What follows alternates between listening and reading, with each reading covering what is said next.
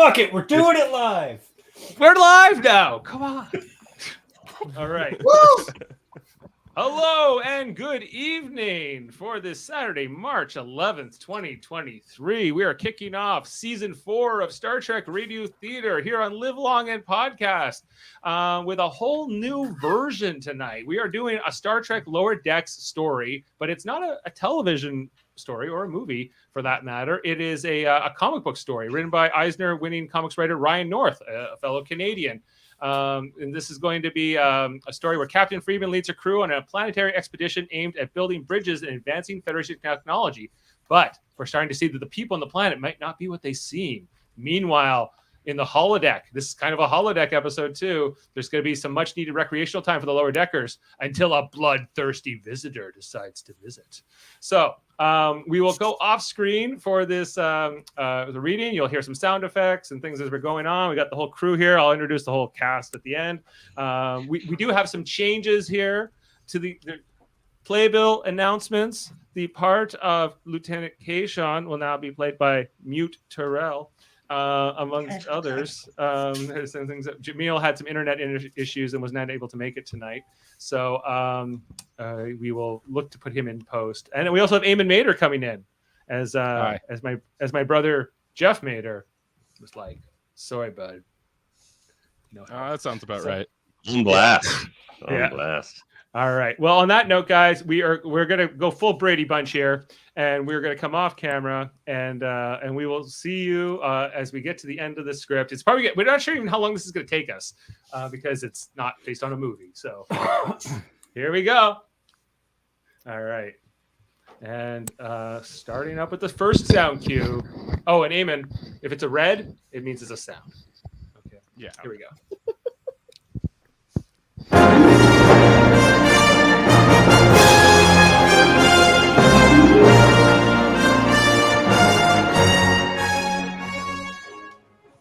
We begin with a battle in space. Where else? We join 3 Cthulhans, aka space hippies, aboard their space wagon. Direct hit. Wow, man, these Herberts aren't messing around. One more hit. We'll never find Eden. Sister? Wait! I'm reading another ship entering the system.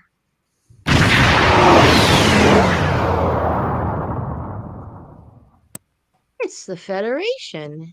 You can tell on account of their distinctive starship design aesthetics. Those Herberts? Mangrove. We all agree that there are degrees of herbitude, okay? Meanwhile, aboard the Cerritos Bridge, Captain Freeman, Commander Ransom, Lieutenant Shax, and Ensign Boimler are on the bridge. Plus a couple of other ensigns, but they don't say anything, so... Cthulhan scout ship shields are failing. Put us between them and the Cetarians, Ensign Boimler. Yes, sir. And hail them both. I want to know what the hell this is all about.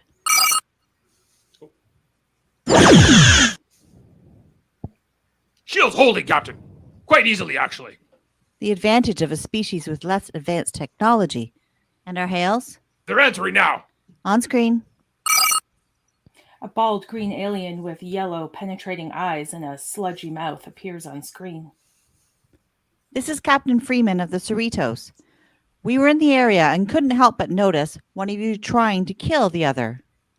Space is disease and danger wrapped in darkness and silence. But also sometimes there are cool space fights too. And we set up our computers to tell us about them. These fools call us Herberts! Cthulhan vessel. Is that true?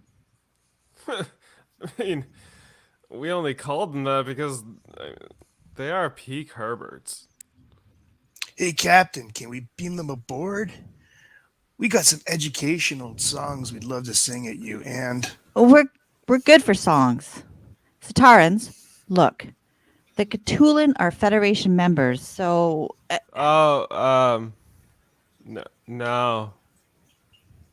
No, we're actually not.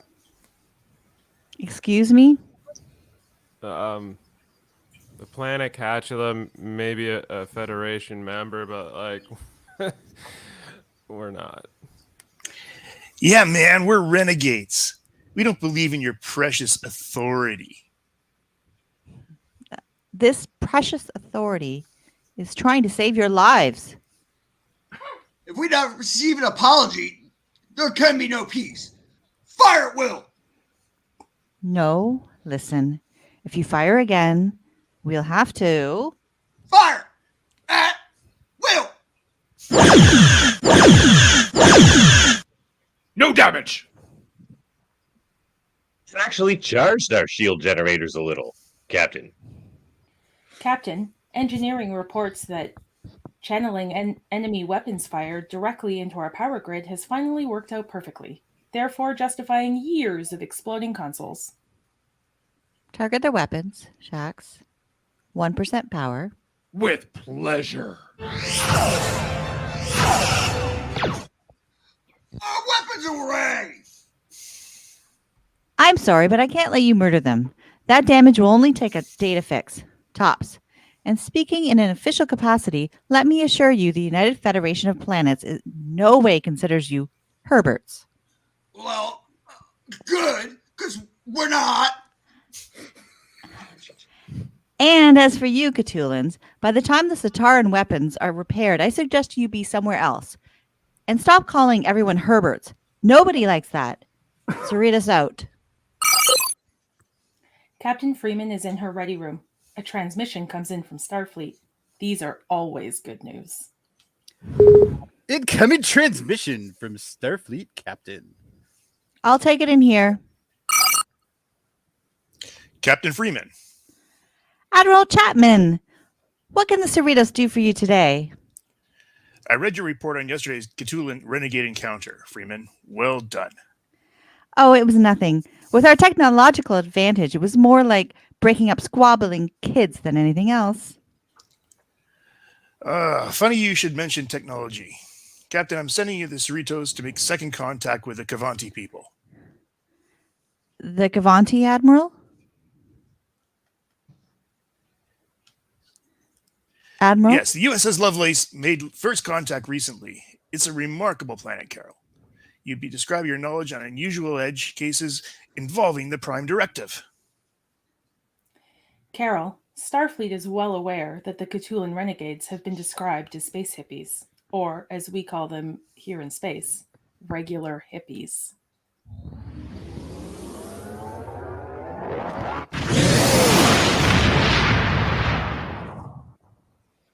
Back on the bridge. Captain's log, stardate 58118.4. The Cerritos is on its way to the distant Cavanti system. The crew of the Lovelace noted an unusually disruptive atmosphere that prevented us from beaming and surface scans. But I'm nevertheless confident we will have a successful mission. While the Prime Directive forbids all contact until a civilization achieves warp travel, the Cavanti focused on transport unusually late in their development. As a result, this civilization is even more advanced than the Federation in some areas. This could be a beneficial relationship for both parties. So I am pleased the Federation has seen fit to assign the mission to the Cerritos. And while on our voyage, there has been both uneventful and longer than most. And while our voyage there has been both uneventful and longer than most, it's at least an opportunity for the crew in the lower decks to get some much-needed R&R. We join Mariner, Boimler, and Tendi on the holodeck dressed in 1940s attire. Or more specifically, the office of Dixon Hill, private investigator.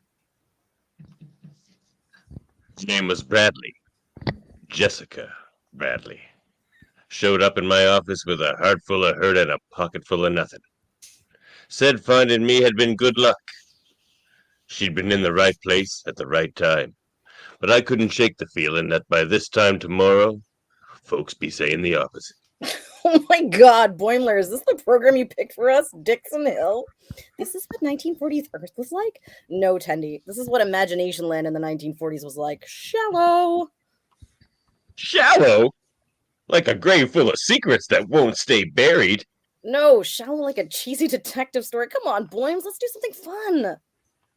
For your information, Mariner, this is the program Captain Picard played.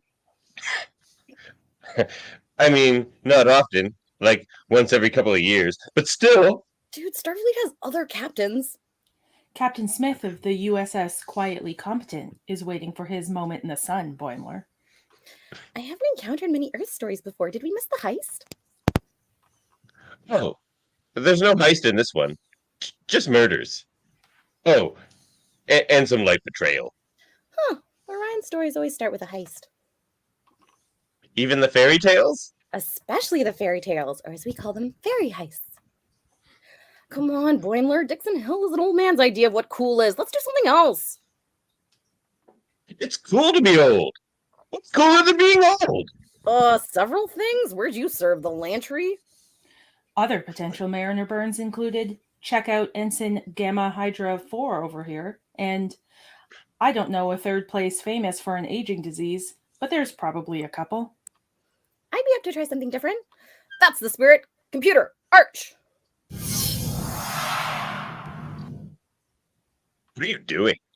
We're in a room of light and imagination. I want to act like it. Just a sec. There. Check this out. Computer, save program, and instead run program Mariner Enterprise 1.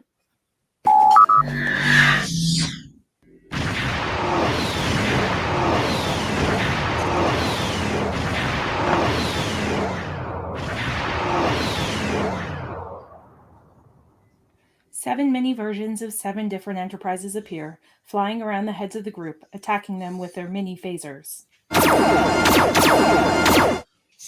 Pretty good, right? Ooh, do me with the deep space stations. No time. Computer, hit me with the bridge of the Enterprise. Metaphorically, computer. Great news, everyone! It's now canon that small holographic starships make pew-pew noises when firing weapons. Finally. There have been 6 Federation starships with that name. Please specify by registry number. Oh, we're going old school. Pre-Federation, pre-everything. Annex 01, baby. Now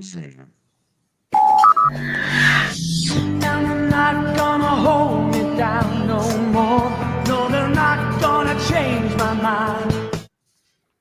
The holodeck loads the bridge of the NX-01, complete with costumes and disinterested-looking T'Pol, Trip, and Malcolm. What? Come on. No rules, few regulations, decontamination gel out the wazoo. What's not to like? The fact that the program forces you to play as the chef? Fine. Computer, NCC 1701, pre-refit.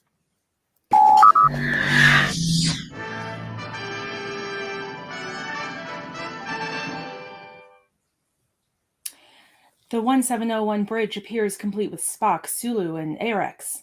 That's right, the Hanna-Barb era. Ooh, wait, no way. I've got an even better idea. Computer, NCC 1701C. The 1701C Enterprise bridge appears, with no holographic crew. That's cold, computer. That's Enterprise. Yeah, what about it? Ambassador class rules. Fight me. Can you believe a ship this goofy looking was the flagship for a generation? Its whole design looks like it was thrown together in a week. I love it. The computer chose the era when Chekhov was replaced with a 3-arm Arex without even having to be asked. Ouch for Chekhov. This is fun and all, but do you think real Starfleet captains spend their time simulating other crews? Yeah? Let's play my old-timey detective story like Picard and his crew. That's command adjacent, Mariner.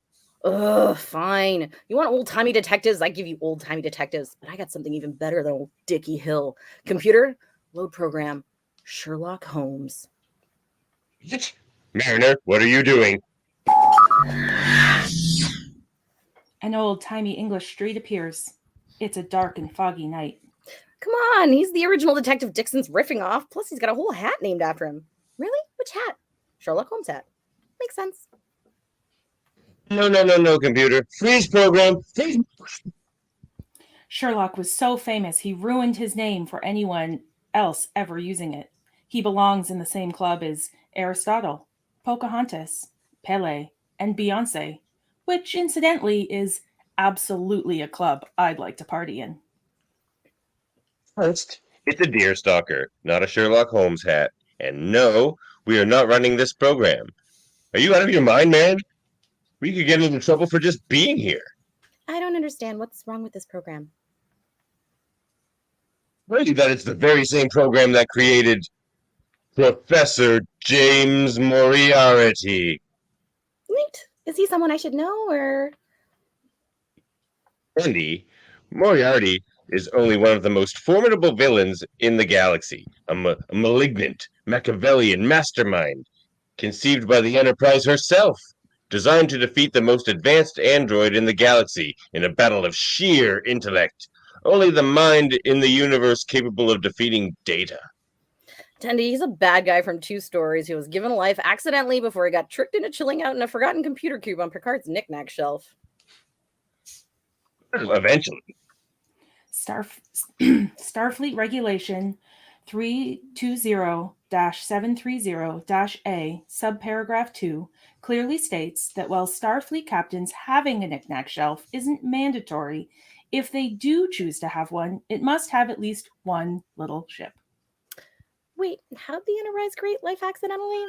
It was some wildly unlikely combination of power surge and poorly phrased holodeck instruction, but now all ships have safeguards in place to prevent it. Check it. Computer, give me another public domain adversary capable of defeating Data. No. Processing.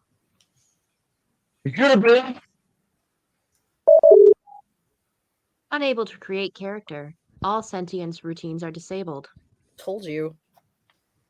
Non-sentient character substituted.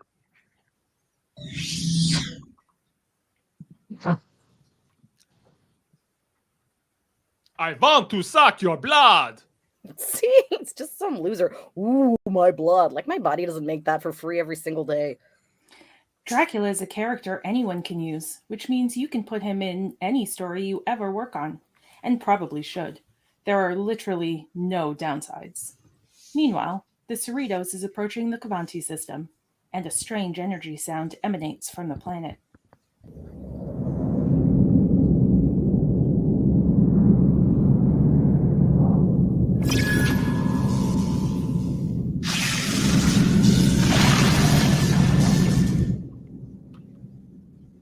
Approaching the Cavanti system, Captain.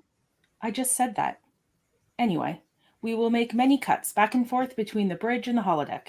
I'm taking a break. I like his cape. Who is he? Dracula? Oh, he's this bitey old earth vampire guy. He's fun. Computer, make Dracula sentient.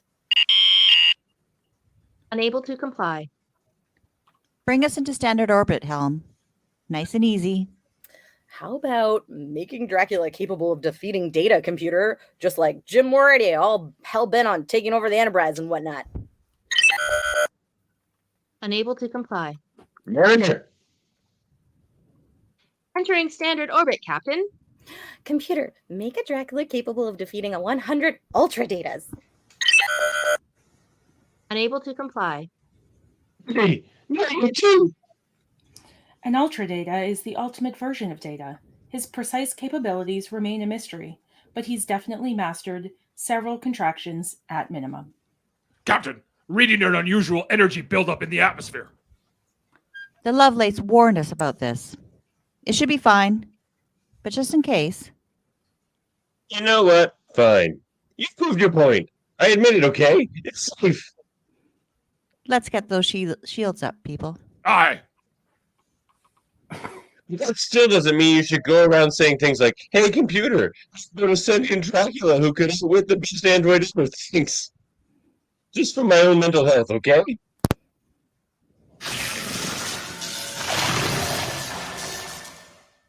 Whoa! What the hell was that? Some kind of energy surge from the planet's atmosphere blew right past our shields. Billups? We joined Billups and Rutherford in engineering. 2 peas in a shuttle pod, really? I see it, Captain. Looks like it temporarily overloaded a few minor tertiary safety subsystems, but Rutherford? No lasting damage. No lasting damage, Captain. And I already adjusted the shields to filter out for next time. It won't be a problem moving forward, ma'am. Good work. Freeman out.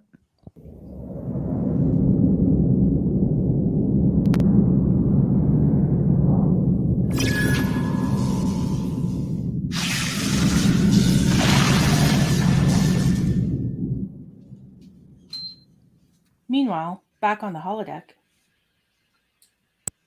To reiterate, there's no need to ask the holodeck for anything like,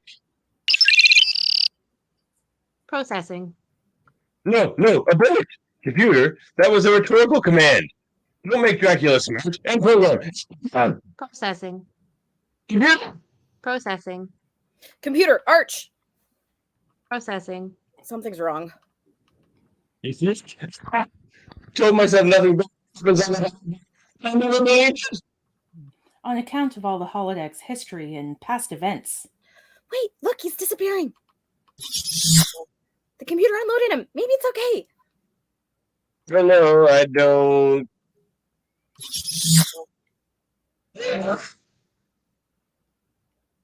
I want to suck your blood.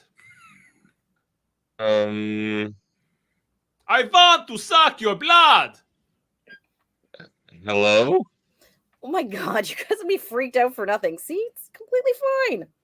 I want to suck your blood. Now, come on. Shut him down before we get into any real trouble. And then I want to escape this holodeck and take over the Cerritos, just like Moriarty did with the Enterprise. Blah! Dracula leaps at the lower deckers. Yeah! We cut to Commander Ransom's office. He is sitting on an exercise ball at his desk. All this while still getting reports done. Sweet multitask, bro. Oh, glutes. Come. Commander Ransom? Hey, Edson. Great to see you. Say, did you manage to get here without creating any life along the way? Sir, I'm sorry. It was an accident and... Oh, that's fine. It's just another classic Mariner blooper. Wee little oopsie daisy that's now living on our holodeck. Sir, You can't keep behaving like this, Beckett. We need to be able to trust you. The whole crew needs to be able to trust you. Okay, but I did inform you about Dracula the second we paused him. Plus, I came straight here from sickbay. That's responsible. I'm responsible. Plus, everyone makes mistakes. How was I supposed to know some crazy power burst would overload the safeties? Look, Jack, I know I messed up, but Dr. Tiana fixed the bite mark. See? Drac didn't even draw blood. No harm, no foul. Just give me a second chance here, okay, man? Giving the computer orders like that was irresponsible, and you've had dozens of chances, Mariner. What, you thought we didn't have enough on our plate already with this Cavante mission? You need to fix this now. Fine, no problem. I'll just delete the stupid guy. Oh, no way. You can't just delete a potentially sentient hologram, Mariner. What? Are you trying to get us both court-martialed? They have rights in certain circumstances anyway. Look, it's like being it's looked like being batted around in legal circles, but you absolutely can't delete him or alter him. That is a very real violation of his simulated bodily anatomy. Wait, I haven't heard this since when? Ransom begins doing sit-ups on his exercise ball. I don't know. For a while, the emergency medical hologram from Voyager has been lobbying for it. He's a very persuasive speaker, especially when he loads into the emergency rhetoric hologram subroutines. Cards on the table. I'm not convinced it was a rhetoric emergency, but I suppose he'd know best. Ransom's abs ripple as he strains to get those last few sit-ups in. Oh, yeah. Look, it doesn't matter. Just shut him down until the next time we get to a starbase and let them deal with it. They can run proper tests for holographic sentience that we can't. Turns out we've got protocols for that now.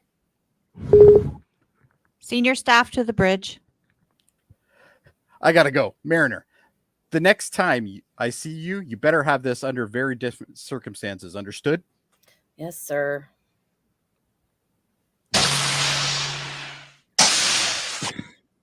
Ransom walks out of his office. And get the hell out of my office. Starfleet having a foolproof test for sentience is probably the most futuristic thing about this story. I can't even prove that I'm sentient to anyone except myself, and it's not for lack of trying. Meanwhile, Ransom has made it to the bridge. Captain. Jack, the Gavanti just sent over permission to land. The con is yours. Yes, ma'am. You're gonna crush it, Carol. Damn right we are. Lieutenant Shax, you're with me. Freeman and Shax enter the turbo lift. Freeman to Dr. Tiana. Yeah. Meet me in Shuttle Bay 1. It's time to go.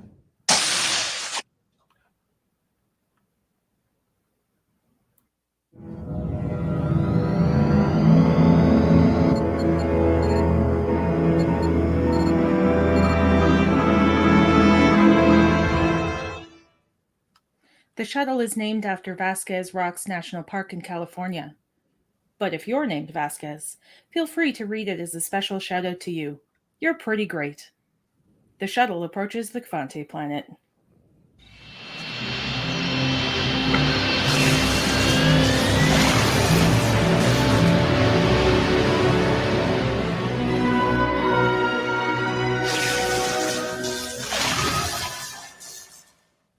Aboard the shuttle. Shield holding, Captain. We're about to breach the upper atmosphere. Huh. That's strange. What? They told us to expect a landing beacon, but I can't find it. They're supposed to be crazy advanced, aren't they? Maybe instead of subspace, it's on super space or whatever. Or maybe it could be a planetary interference from the atmosphere. Just put us down outside the largest city, Shax. Aye, Captain. But even that's not as large as you'd expect.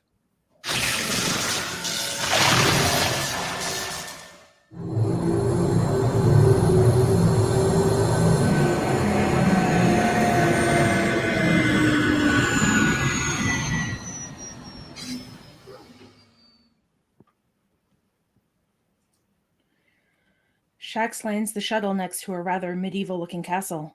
No people appear to be present. Not much of a welcoming party. Picking up life signs from that rock house thingy over there. Well, let's go introduce ourselves. We might not need to. A large group of them is headed this way. Surprisingly quickly, actually.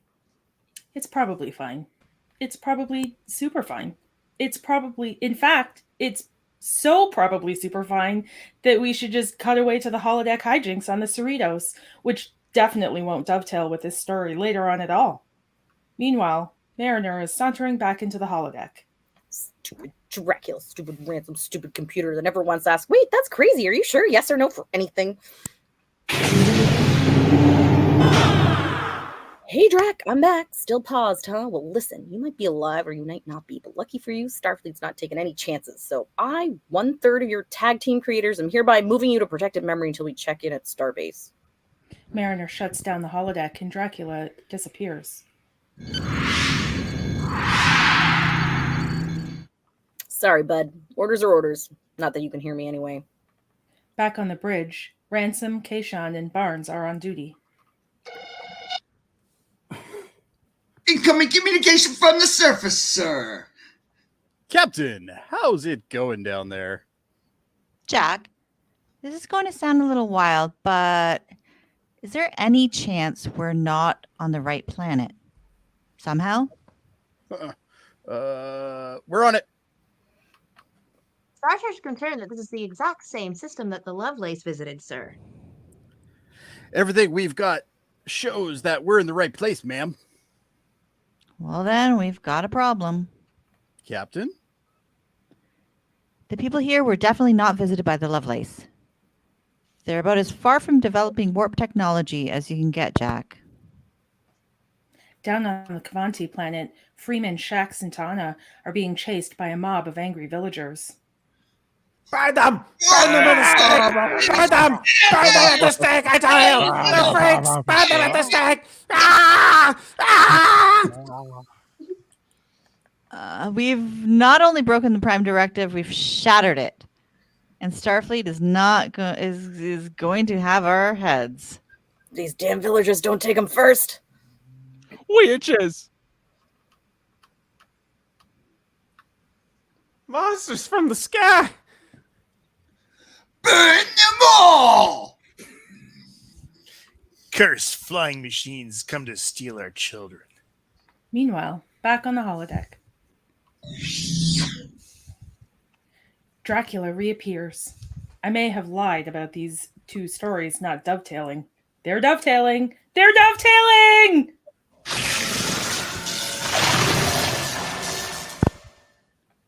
A view of the Cerritos orbiting the planet. The placement of that engineering section seems highly illogical. Are there no Vulcans working on at Jupiter Station? There's no denying, people. We have a Dracula problem on board. We join the lower deckers in their quarters, but this is our chance to be the Dracula solution. You guys see that, right? I don't know, Mariner. Ransom said we should let the Starbase team take care of this. Ransom says a lot of things, including, and I quote, a brief flashback to earlier in Ransom's office. Fix this, Mariner. I'm pretty sure that was an order. Is it though? It definitely probably was. Look, bottom line is Ransom doesn't trust me, which is why I have to skirt his orders to prove how wrong he is. Do you have any Vulcan friends you want to run that syllogism past, or? Maybe you want to book some time in one of those Vulcan education pits, get yelled at by several computers at once for a while, see if it at all changes your mind? Yeah, I think we should leave well enough alone, Mariner. We maybe created life on the holodeck today. We're lucky to still have our commissions. And what? We can't run Drac through Starfleet sentience testing protocols as well as some turbo chumps on a starbase can? Come on, we can do this. It's our mess. Let's fix it. Well, I do love ticking items off a checklist. Oh my gosh, Rutherford, same! Does the entity pass the Turing test? If yes, remember that it tests not for sentience, but merely for passing as a human when communicating in text format, and that's super easy to do. I'm doing it right now. Sincerely, a real human at Starfleet. I love to do real human activities like respirate and excrete waste in a special room. Guys, no, we can't. It's way too dangerous. We just need to keep our heads down and...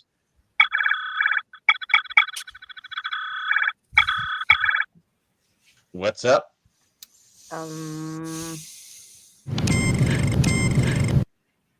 The pad reads, Alert! Dracula program reactivated in holodeck 1. Oh no, we're in so much trouble. Down on the Cavanti planet, Captain Freeman, Shax, and Ta'ana are surrounded by a torch and a pitchfork-wielding mob. Captain's log supplemental. Somehow the Cavanti aren't nearly as advanced as they seemed. And my second continent team and I are about to be burned as witches. Who's she talking to? Probably some other witches. Invisible witches. What? Those are the worst kind of witches. Dr. Tiana's personal logs, supplemental. Just realized publicly recording logs is a great way to passive-aggressively sass any witch-believing fools around me, especially those I'm making eye contact with right now. That's right, I know you're listening in. Captain! I know, Shax, I know. But we need to clean up this mess, not make it worse. I've ordered no rescue attempts from the Cerritos. And nobody outside the bridge even knows we're in trouble. Members of the mob prepare tinder under 3 posts. Yeah, well, they'll figure it out pretty quick once we're all burned to death. She's trying to befuddle us. Probably to steal our children. Let's burn these witches faster. Friends, please hear me. We mean you no harm. This has all just been a misunderstanding. Are you kidding me with this? We're not witches. We're just wacky strangers, yeah? Bored old wacky strangers from 2 towns over. So hey, here's a fun idea. Let's all just forget any of us saw anything and... What? Forget? Sorry, is that like a cuss word here? I got better ones. So listen, when she said captain's log, what she meant was wacky stranger's log. Us calling her captain is just part of what makes us all so extremely wacky. The very one wants to wipe our memories. Only witches could do that. You mean they're witches? Of course, that explains the spell she used to make for herself so bewitchingly furry. You know what'd be funny? If we forced her to give us the make you furry spell before we burn her. Wouldn't that be funny? Like if we did that as a joke? Doctor, maybe leave the diplomacy to me. Yes? Right. Like, wouldn't it be hilarious if we all came cat people, ironically, not because it's awakening something in me that I didn't know I had? Captain! Shax. Not until there's no other option. The angry mob ties Freeman, Shax, and Anna to the posts. Please listen to us. We're just regular folks, like you. Only with no surgeries. I don't know, weird glandular stuff. That's how come I look so different. Wait, frack, did I just spoil the existence of glands? Forget I said that. Folks, please, you don't need to do this. The fire is lit by Shax's feet.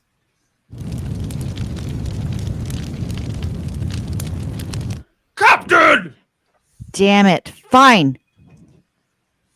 The damage is already done and our dying won't change anything. Shax, unleash the beast. Of course, the unabridged expression is unleash the Trifelian beastworms from the crimson swamp forest of Trifelia G. But you get the idea. Meanwhile, aboard the Cerritos, the lower deckers are rushing to the turbolift. Hold that lift! Hold that lift!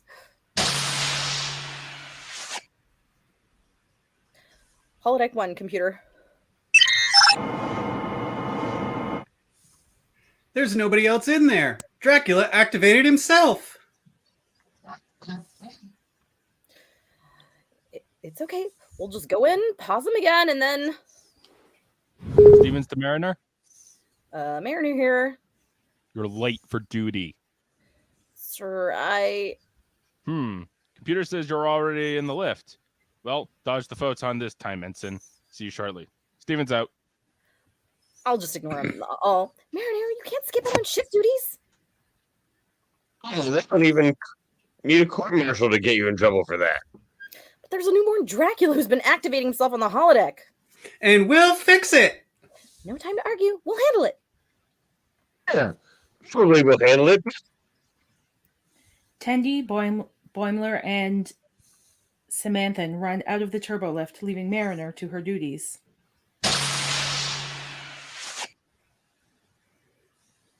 Looks like you've dodged the photon, Mariner. Deactivated the disruptor. Evasive maneuvered the old Ferengi energy whip. You know, I'm starting to get a little concerned about how many weapons-based idioms we have. Mariner rushes through her duties.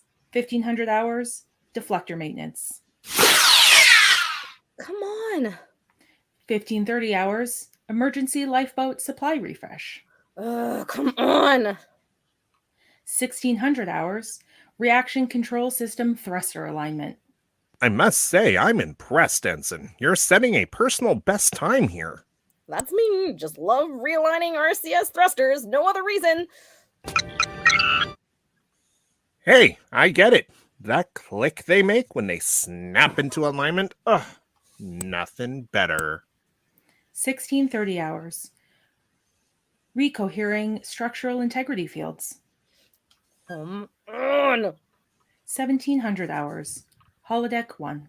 I'm here. Sorry, so long. What a night. Miss, while completing my duties, to reiterate, I, Mariner, am curious to know what, if anything, happened over the course of the past few hours. So tell me everything you think I would have not wanted to. Miss? Mariner enters the holodeck to find her friends having a picnic with Dracula. You? Mariner, you made it. Dracula, you made it, Mariner. Are the compound seconds after being born? Absolutely charmed, my dear. What the hell is this? We made a little Dracula land for Dracula to live in. Isn't it great? He passed the sentience test, so we figured we owed him that.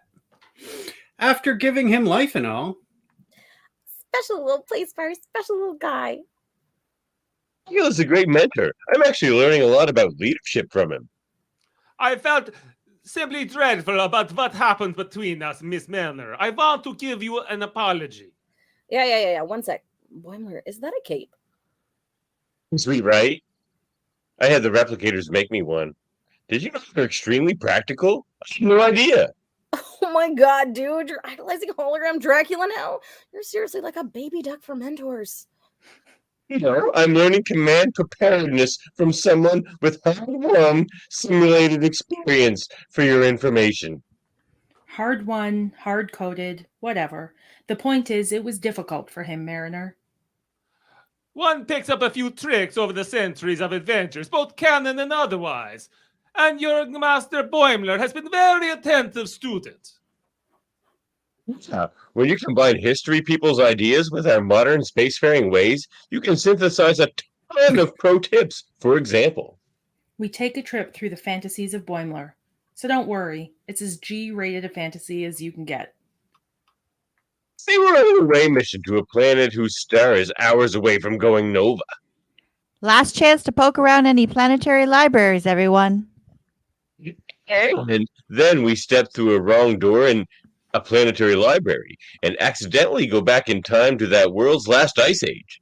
Then who will be sitting pretty in his nice warm cape? This guy. Dang, that's only too plausible. Turn your next ice age into a nice age with a handsome, practical cape. Offer not applicable to Gorn, Zindi reptilians, or other ectothermic species. Now exiting Boimler's fantasy and returning to reality. The holodeck. To mention its use on rain worlds, sunny worlds, worlds that need towels, worlds that... Wait, does he have hypnotism powers? Is that it? Dracula, did you hypnotize my friends into liking you? Ah ha ha! Nothing so crass, my friend. I simply met where they were. And as a hologram, I simply don't and can't have my fictional motto's more impossible powers. Hypnotism is out, and alas, I cannot turn into vampires by biting them. What the hell, dude? I can, however, turn into a bat. I love that he keeps the cape. Unlike most other vampires, hologram Dracula is also invulnerable to light, which is great, because he's mostly made out of the stuff. It'd be pretty short story otherwise. Also, gruesome. Meanwhile, back on the planet, the beast unleashes.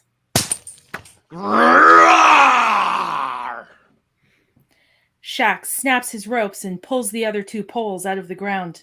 Freeman looks unimpressed. Tana, quite the opposite.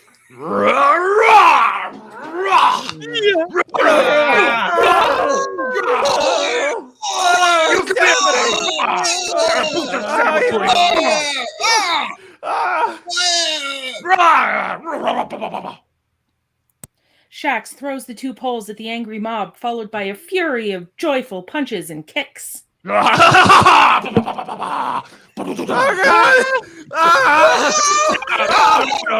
was my fever! He broke my fever!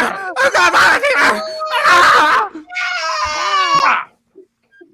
Just before this happened, Shax shouted, "You shall not separate my body and Borgia today!" But showing that moment would have left less room for him to be awesome and amazing and the best security officer ever. So I'm just telling you about it instead. No regrets. Back to the holodeck. As I was saying, Dracula, you bit me in the neck. If you knew it wasn't going to turn me into a Dracula, why would you? And again, Miss Meliner, I must apologize. I was but a few seconds old. I woke with a bloodlust built into me, a burning desire above all others for blood. Even now I feel it. Yeah, but we solved that with artificial blood from the replicators. Ew, guys, you're drinking blood? Oh, no. We're drinking strawberry daiquiris. Only Dracula gets the blood ones. And they are a delight, my friends. Call them daiquiris. Which species' blood did you replicate? It's a mix. Computer, blood daiquiri, cold, extra anticoagulant. I gotta say, this is not what I was expecting. I know. You thought it'd mix more of a rich purple too, right? No, computer. Wait. Yep. No, computer. I wanted a glass of ice-cold blood daiquiri, not a swimming pool of it dropped on me. Please remove most of it. Thank you, computer. But I guess it makes sense. Take away Dracula's magic and manage his bloodlust. That's is just an enormous, super smart, clever, charismatic, natural leadership guy. Here you go, friend. Much obliged, Ivana. Friends, you flatter me, and it is deeply appreciated. Come, Miss Milner, I want to show you my castle. Dracula and the lower deckers walk toward the Dracula's castle. It is a dark and stormy night.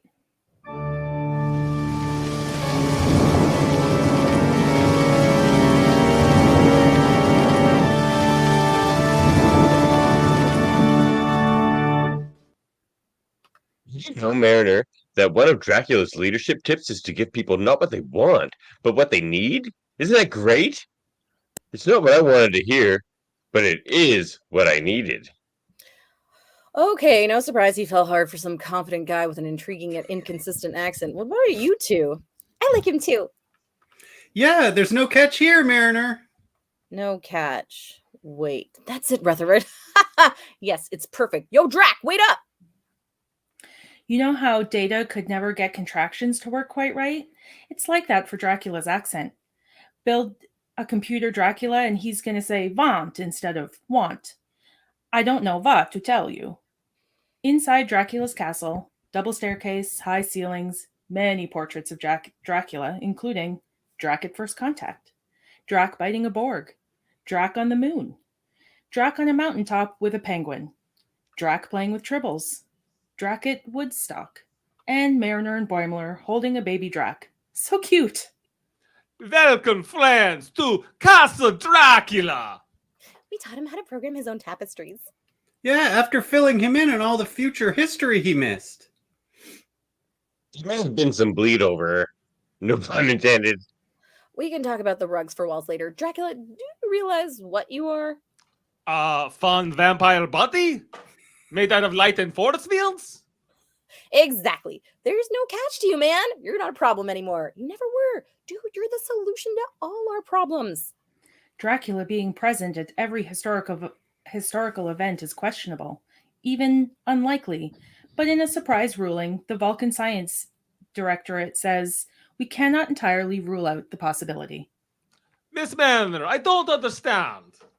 We thought we were facing a Moriarty level threat, but you're not a bad guy, man. Right, there's no need to deactivate you if having you around is a positive thing. Like, yes, we created life, but this is good life, friendly life. You're like that could serve as a member of the crew, Drac. That's a win-win situation. Probably captains do like those. You kidding me? They love win-wins. They can't get enough of them. Alas, while I may be on the Cerritos, and my bloodlust is sated by these bottomless Dracaries, I could never be a member of the crew. Aw, Drac, is it because you shapeshift? Don't worry about it. There's several species that do that, and we've only recently gone to war with one of them. No, it's not that, my dear. I do want to join your crew, but I tried to bite Miss Mariner, to feed on her lifeblood. Your captain could never forgive that, and I find I cannot blame her. And honestly, that war wasn't even because they were shapeshifters. Okay, yes, if you go far enough back into the Founders' history, then sure, they were hated and feared for their shapeshifting by we solids, but let's not worry about that right now. Oh my god, Dracula. Is that what you're worried about? You're fine. I'm fine. You didn't even break my skin. But the intent was there. If you hadn't paused me. Dude, let me introduce you to one of the greatest inventions of our modern era.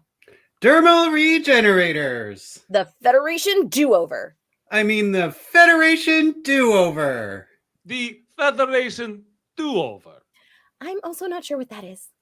I don't know. It's what I call it. The idea that one mistake won't ruin your life. That's right, Dracula. The Federation values forgiveness and believes in supporting individuals as they grow into the people they were always meant to become. Yeah, that's the Starfleet way of putting it, and it lets old Mariner get away with all sorts of screw-ups, and I'm still here. But Master Boimler told me Ensign was the lowest commission rank available on the Cerritos, and I'm still here. Rutherford was put on the spot, so he said the first thing that came to his mind. If he'd had time to think, he probably would have said the best invention is antimatter injectors, or intermix chambers, or heck, even a plain old tricorder. They chord in 3 different ways. Meanwhile, on the Cavanti planet, Shaq stands over a mob of unconscious aliens, shirt ripped, but he may have done that to himself. Do the Cavanti get knocked unconscious easier than other species? I'd have to say that they're actually a bit harder than most, Doctor. Huh. Any luck, and maybe they'll think this was, I don't know, mass hysteria or something. Well, the good news is it doesn't look like there will be any lasting damage to Cavanti. Let's go back to the shuttle. This is probably the second contact that ended it with Starfleet beating up everyone in sight. I'm going to need all the time I can get for my report. What the? A sleek pink alien craft sets down next to the away team.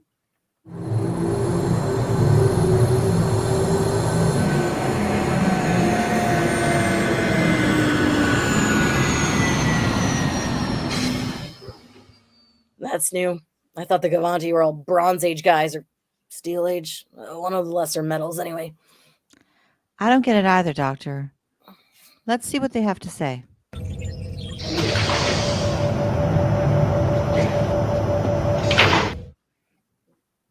Three far more advanced-looking Cavanti disembark from the craft. One is very angry and storms towards the away team. She also has a big hat, so she is probably the leader. What the hell are you doing?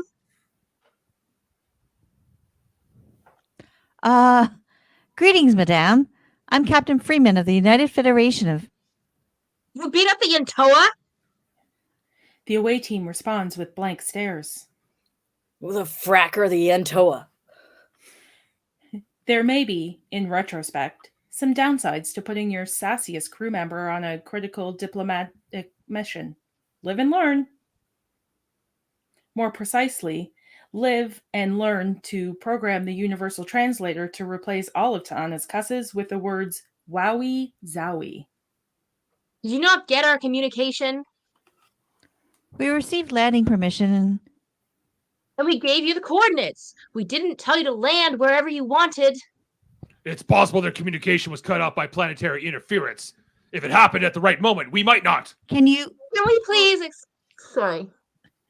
Can you please explain what's going on here? I'd be happy to. Captain, if you and your crew would join us in my shuttle. I suppose so. I'm Sovereign Delana of the Cavanti League. Our world has 2 major continents, Captain. While we Cavanti are physically identical to the Yentoa, our culture separated 15,000 years ago when they first came to this land. Since then, we've been developing in different directions. We Cavanti have become a spacefaring civilization, and the Yentoa didn't. That explains it. The Lovelace entered a standard geosynchronous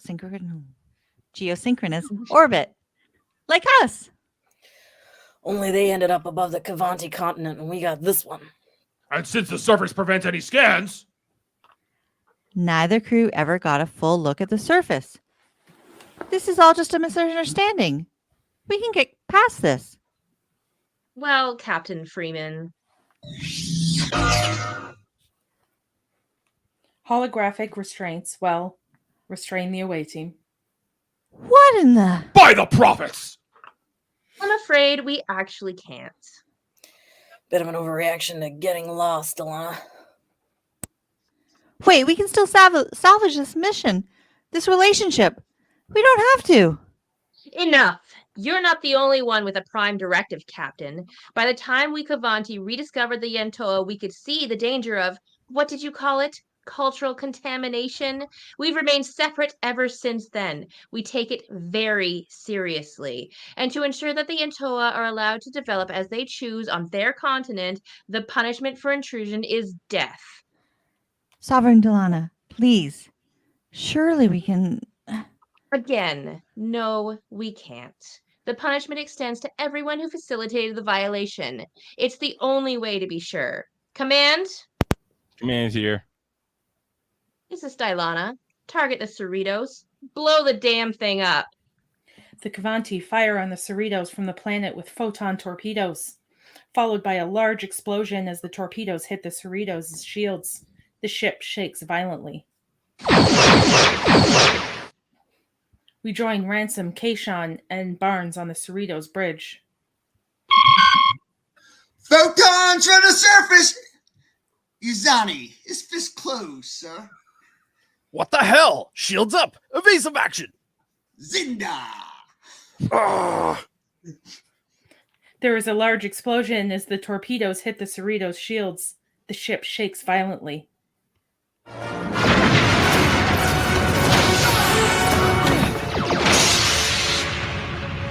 Direct hit. Shields down to 18%. We return to the lower deckers and Drac on the holodeck, who are all thrown to the floor from the impact of the torpedo blasts from the Gavanti. In the process, Rutherford cuts his hand. Gah! Blah! Whoa. We gotta go help. Computer, Arch. I'll be back later, bud. Of course. Godspeed, my friends. Computer, end program.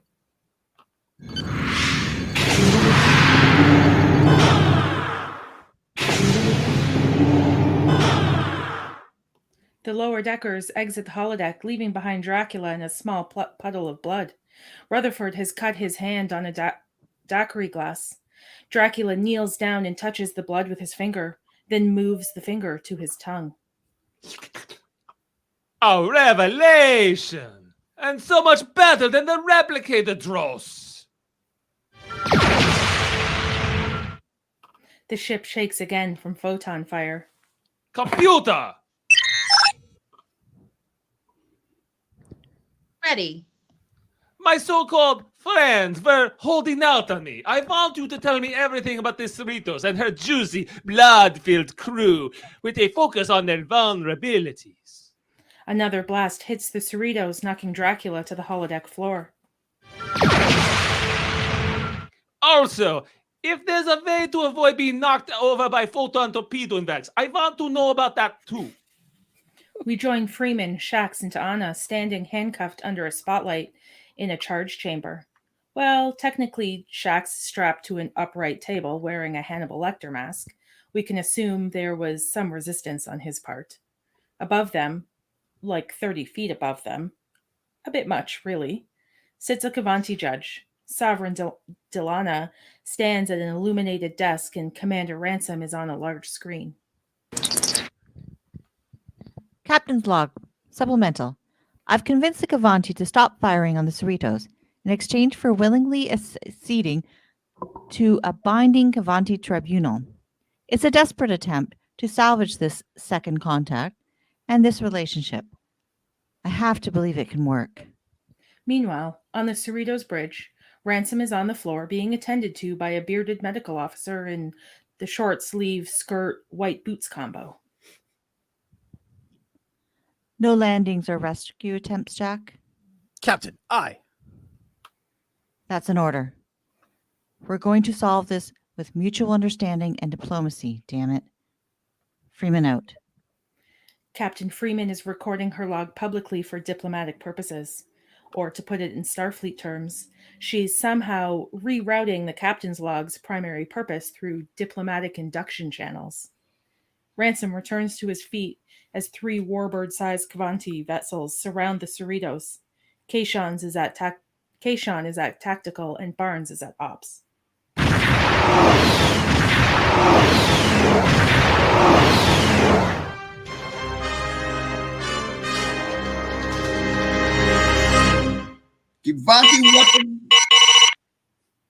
Gavanti weapons lock holding, Captain. Great, just great. I'm fine, Tanaski. Kayshawn, I want teams in parallel working and getting our shields back. So Koth, his duty sworn. Ops, I want all labs working on a counter for those Gavanti weapons.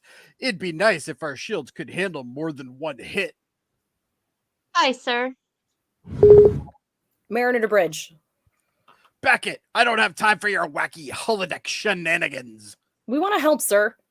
Mariner, I want every member of this crew working to find a way we can defend ourselves against the Gavanti. You find something like that to do, Ensign, then be my guest. But be aware that I know you're off duty, and as part of our enlightened culture and post-scarcity economy, you don't have to work if you don't want to. That's right, everyone. Here in the future, things really are pretty sweet. Back on the holodeck, Dracula tries to leave the holodeck.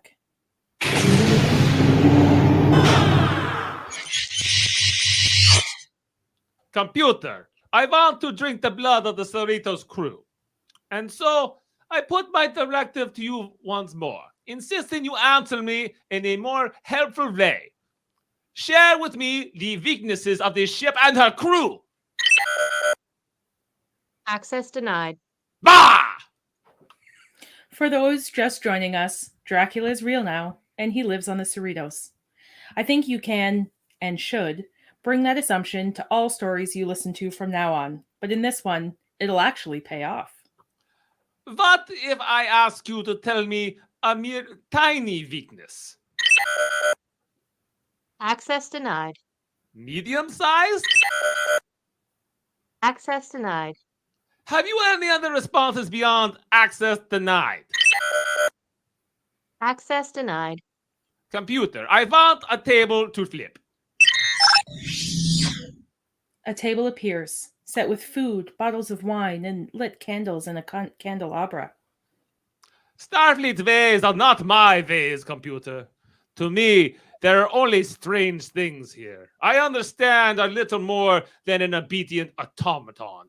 Yet the one thing I want from you, you refuse. The frustrations you summon, computer, are boundless.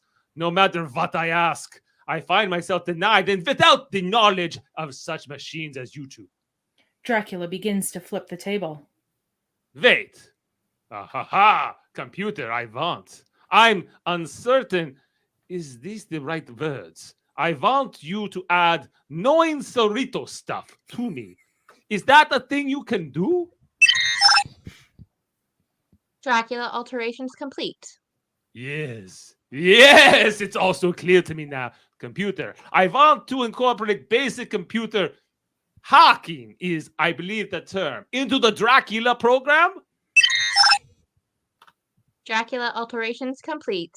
Yes. Computer, incorporate the detection, exploitation of advanced isolinear hardware and software vulnerabilities to Dracula program, along with all relevant support information resources and educational programs. Dracula alterations complete.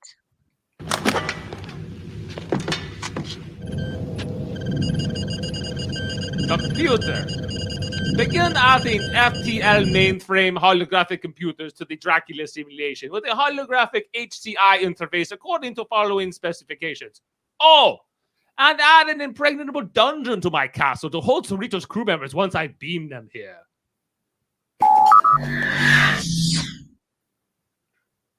Dracula alterations.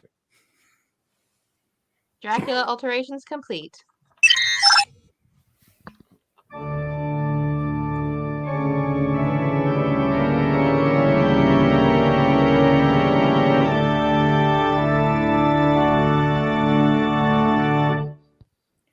This is why we don't let programs program programs, computer.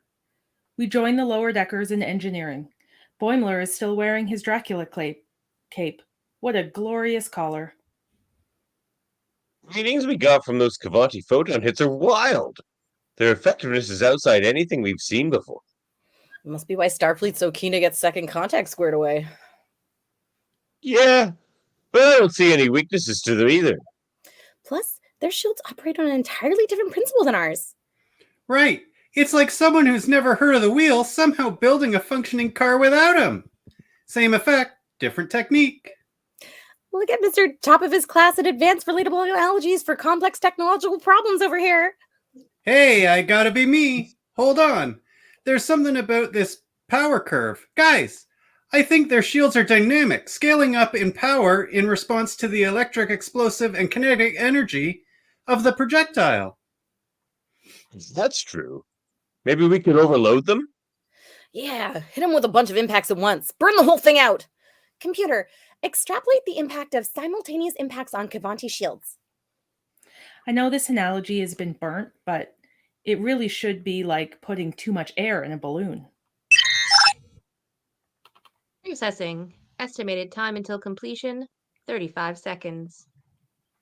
Wow, what the hell? Why so long, computer? Processing. Estimated time until completion 55 seconds. Never mind. Go back to working on my original command, computer.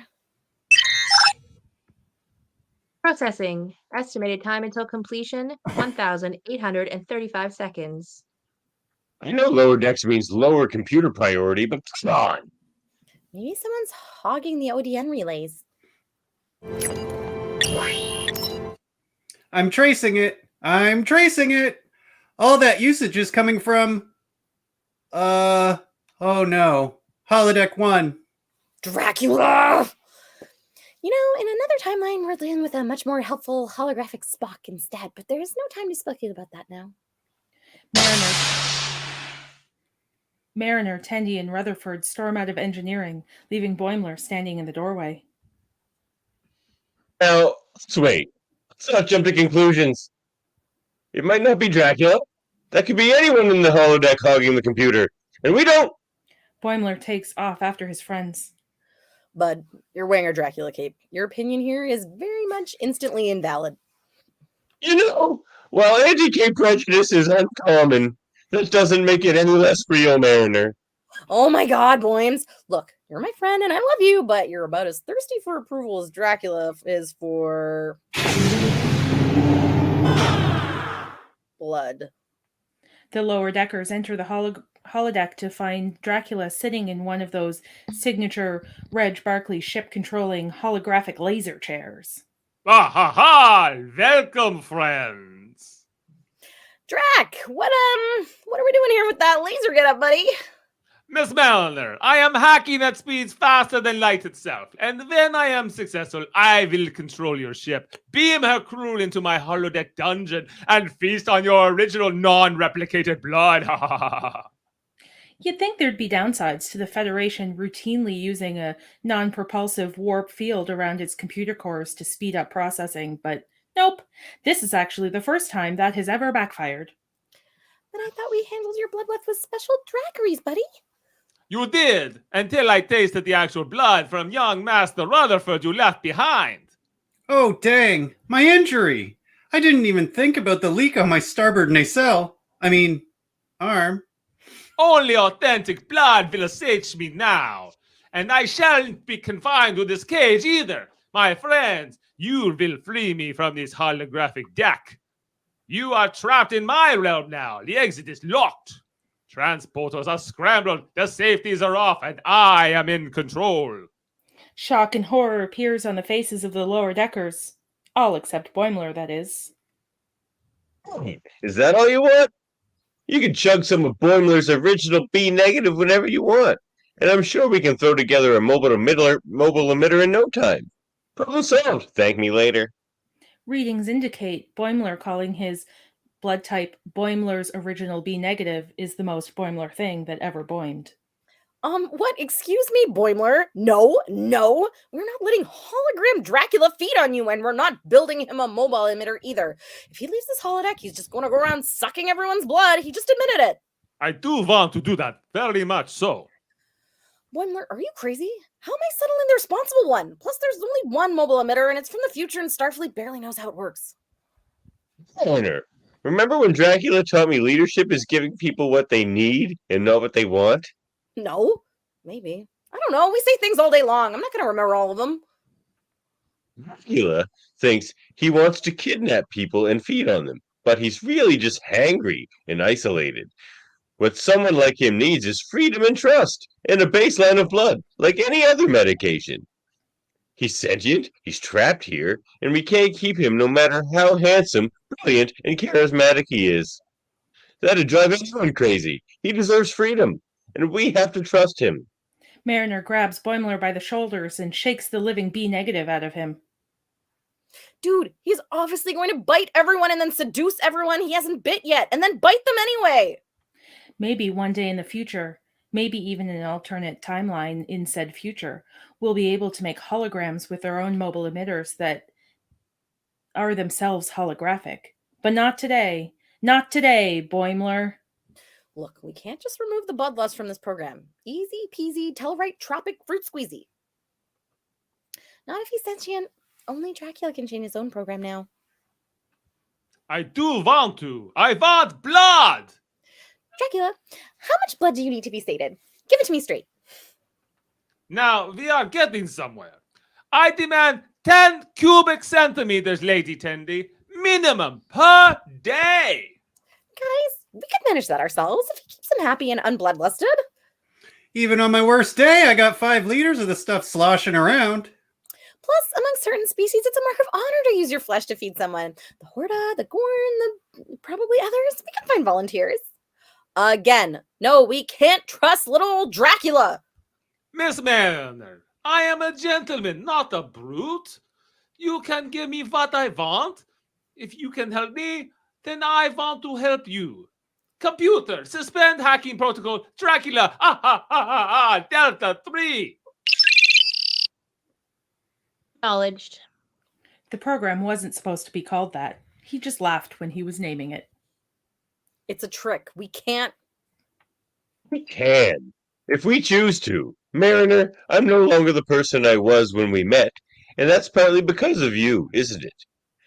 You didn't take me for who I was, but saw who I could be and helped me get there. And you forgave my mistakes. That's what life is. We're all trying to be more than we are. Heck, that's what Starfleet is too. And so, if we don't believe people, even Dracula's, can improve, then we're just giving up on us. And I refuse to believe that we're not better than our worst mistakes. The Federation do-over, remember? Dang it, Boymes. I'm a sucker for a dramatic, heartfelt speech. Especially one that finally gives me all the credit for everything you've done ever since I met you. Partial credit. Shh, okay.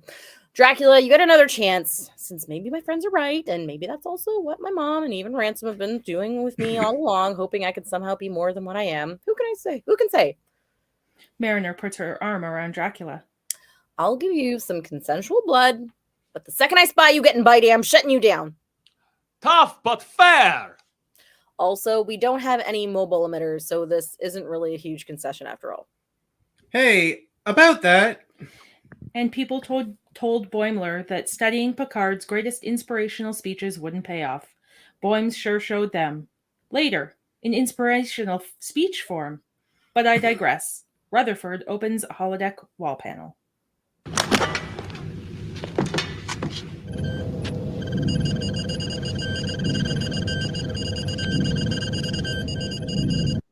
Someone give me a hand. I think I have an idea for a homebrew mobile emitter. Rutherford, we can't just throw together a piece of 29th century technology. Yeah, of course not. But I'm pretty sure we can tape a hologram emitter to a computer and a battery, right? Come on. The sooner Dracula's happy, the safer the ship will be. And the sooner we can get back to saving this ship from the Cavanti threat. That too.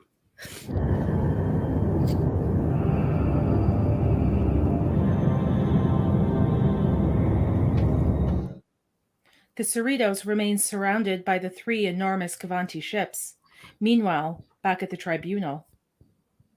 Captain Freeman, we have listened carefully to your explanations, and all we have heard you admitting to exactly what we've accused you of, breaking our prime directive. But you've also heard our reasons for doing it. Surely you can see that. And surely you can see why we can't forgive violations of our most sacred law, no matter what excuse you proffer.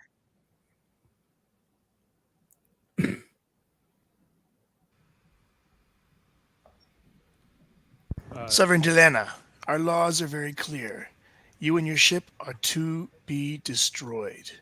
Freeman, your ship is going to be destroyed, but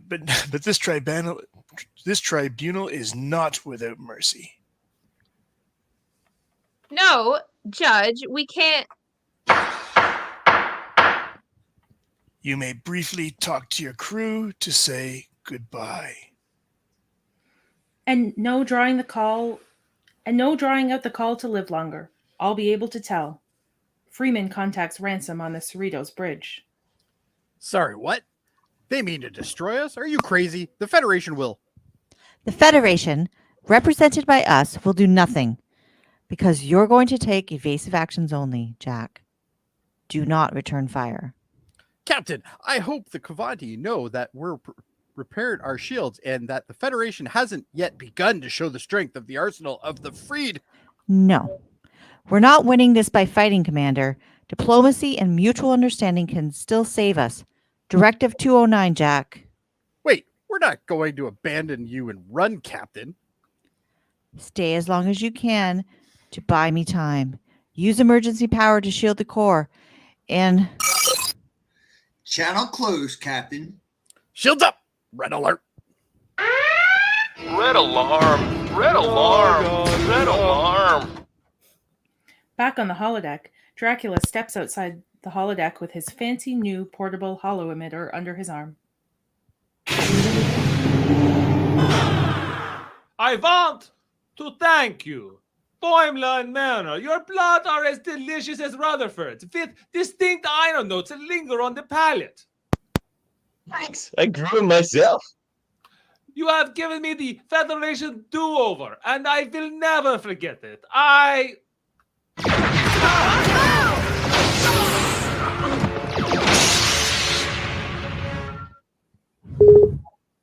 Hoo-ah! This is Ransom. All hands to battle stations.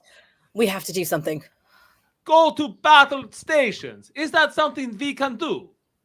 We're off duty. Someone else is already battling in our stations. Well, I'm not just sitting in my bunk waiting to get blown up. Sure, but what can we do?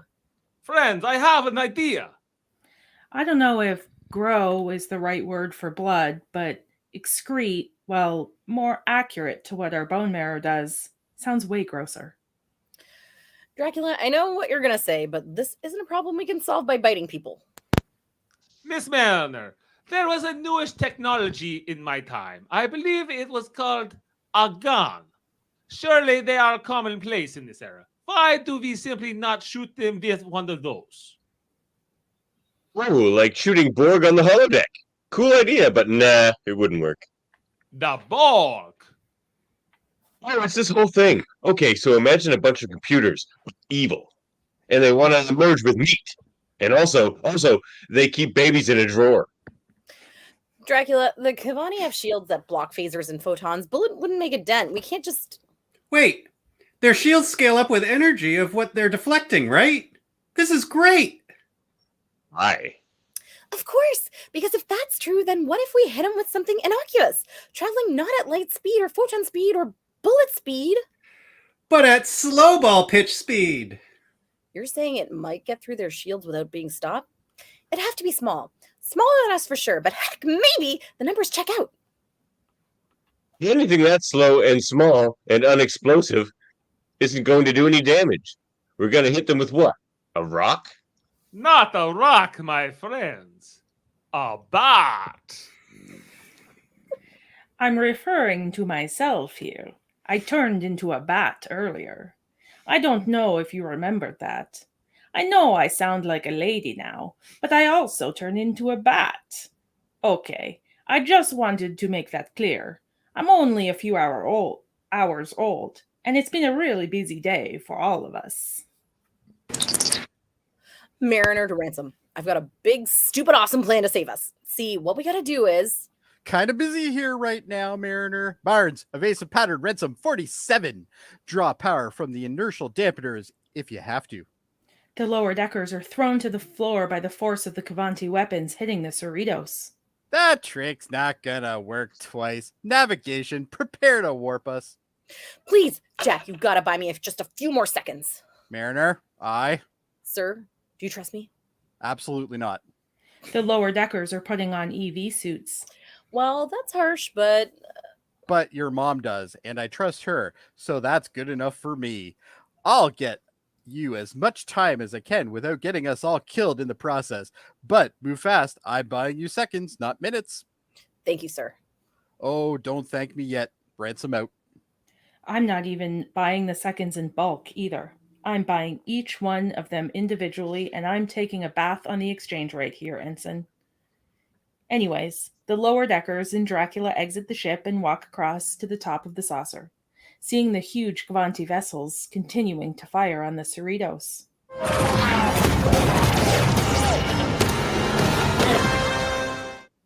Whoa. Mariner points at the lead vessel. Okay, we gotta get Dracula on that flagship. Which of us is best at checking stuff? Maybe I am. A bunch of my memories got deleted, including my memory of how many memories I lost. Captain of the Orion 5-a-side Pitchball League. Give it here. I will turn into a bat the moment you throw Lady Tivana. Okay, we just got one shot at this, so... Ransom to Mariner. I gave you all I could, but if we don't go now, we are toast. Captain's orders. Hold on to something. No, not when we're so close. Everyone disconnect your boots and leave off the ship. We need to be beyond those Cerritos warp field now. On it. Not a problem. Tendi never actually completed the required course on spacewalks at the Academy, but it's okay. She's faking it until she makes it. And by makes it, I mean exists untethered in the terrifying hard vacuum abyss of space.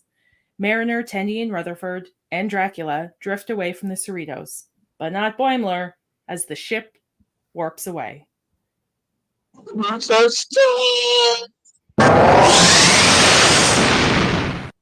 The remaining lower deckers float into space, staring silently at where once was Boimler and the Cerritos. He's probably fine. Uh-huh. There's the flagship, Dracula. Bat mode. Rutherford, grab on to Tendi. We'll add our mass to her own so she gets a better shot. We've got to hit them before that warp after the Cerritos. Tendi winds up for the pitch.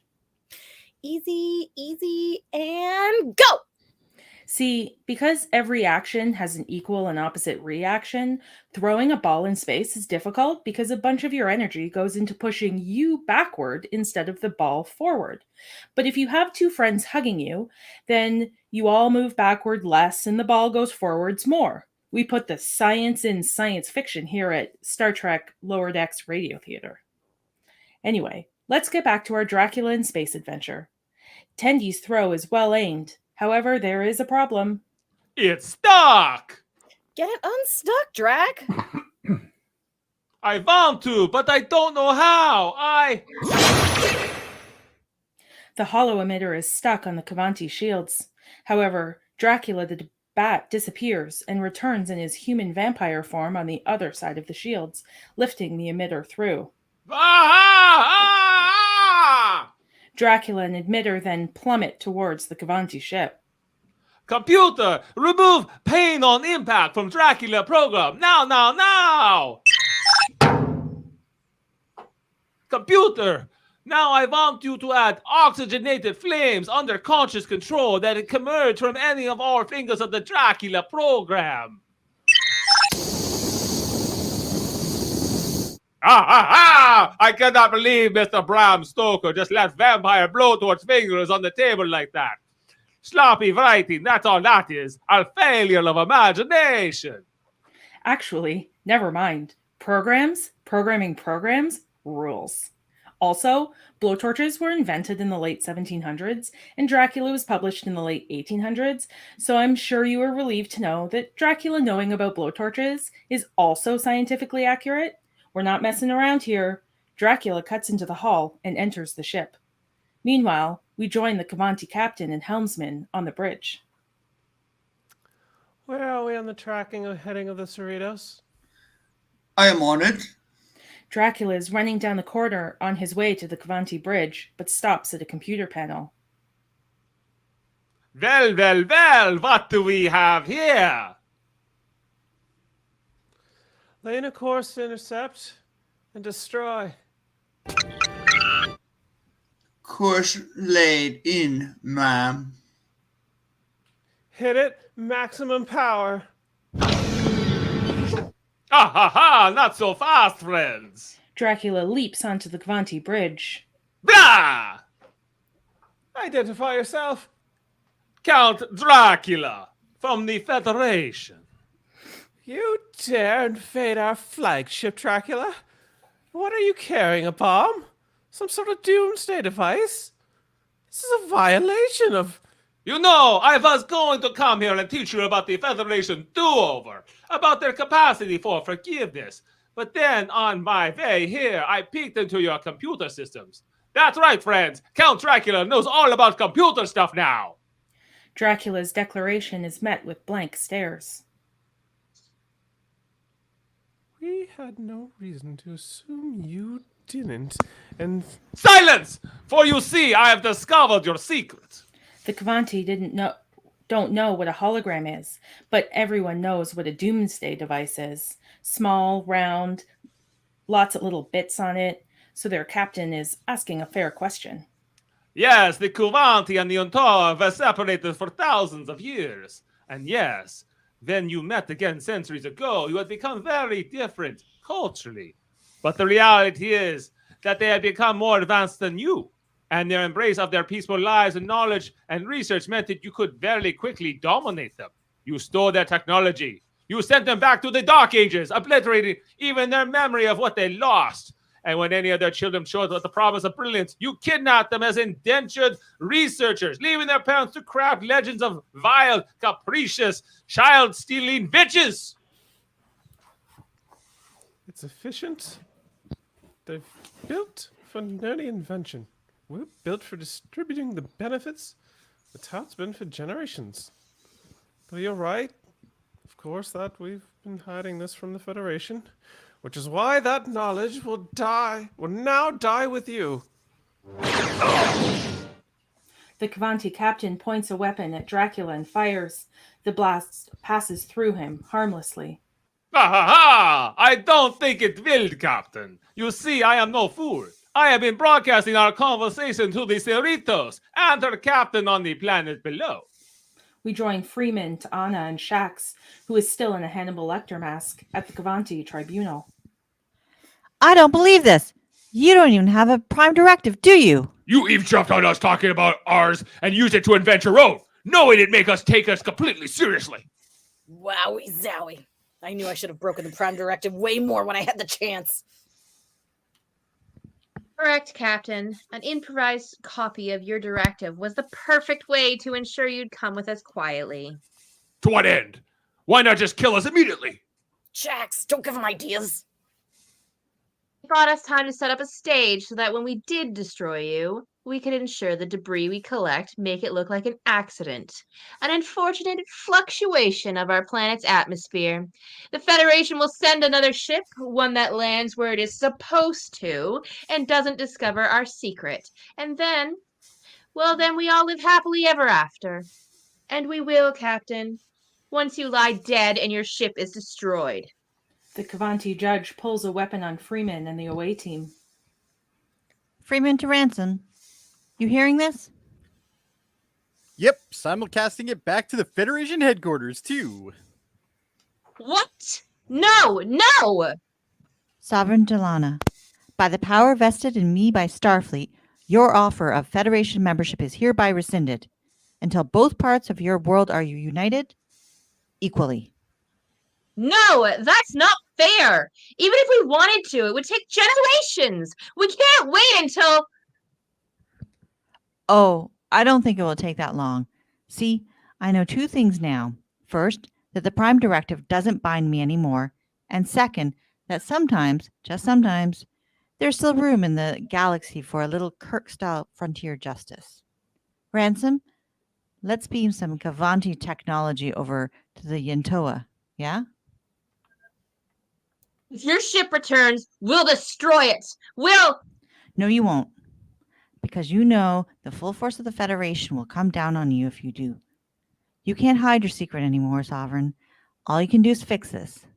And when you do clean up your mess and make reparations enough that the Yentoa are willing to join you as equals, then you just go ahead and drop us a line, okay?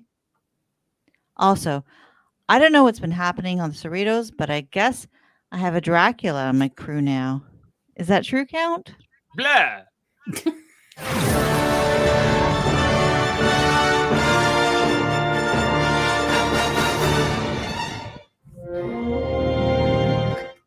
The Cerritos warps along the fabric of the final frontier.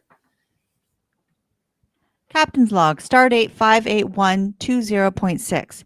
Our second contact mission with the Cavanti homeworld was technically a failure, but We still left the galaxy a little bit better than when we found it. The Yentoa are no longer being forced to live in an artificial dark age. I call that a win.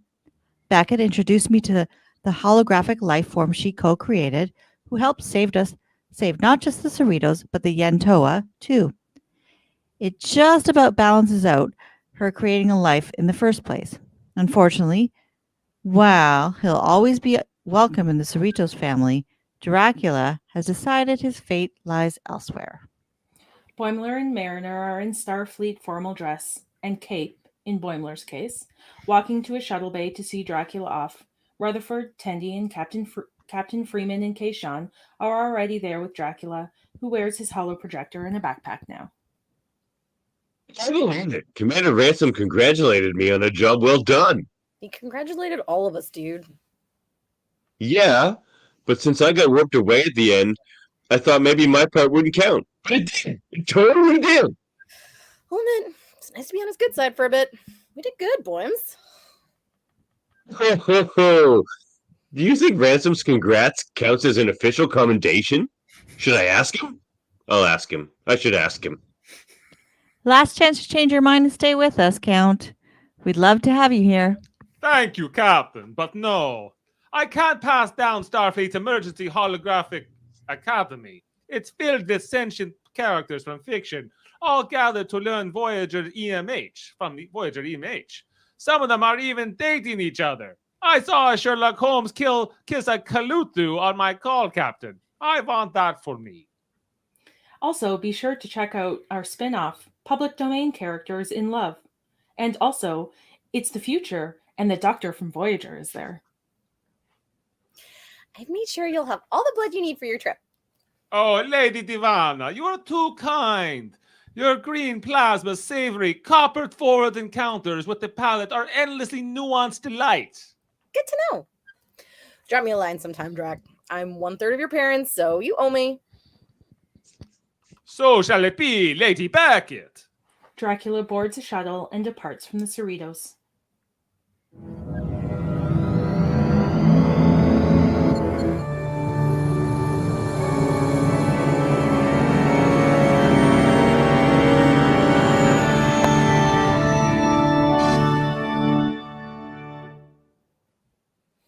The road rise to meet your feet, my gallant friend.